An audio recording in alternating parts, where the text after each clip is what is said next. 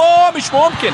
محمود فتح الله على حدود ال 18 او حدود منطقه الجزاء وعلى حدود خط المرمى بيصحح الموقف وينقذ هدف محقق. لكن هجمه مرتده للزمالك. شيكابالا ينطلق منتهى الاثاره والروعه في اللحظات الاخيره للقاء. شيكابالا بمهاره بيعدي يا سلام.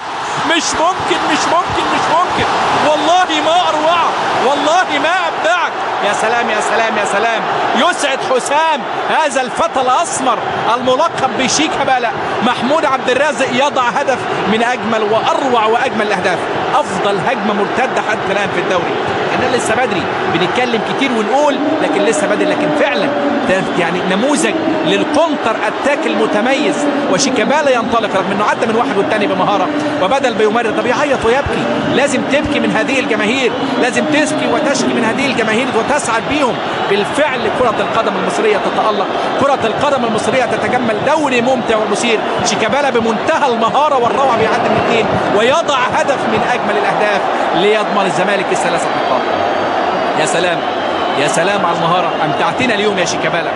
يا سلام بيركنها جميلة في المقص اليمين لابراهيم عبد الجواد ومخرج المباراة معجب بالهدف. كلنا والله معجبين بهذا الهدف الجميل رغم ان كان معاه اثنين، لكن هو فقر التفكير النهائي ويضع البطاقة الثانية لنادي الزمالك في الدقيقة الثامنة من الوقت المحتسب بدل من الضائع للشوط الثاني.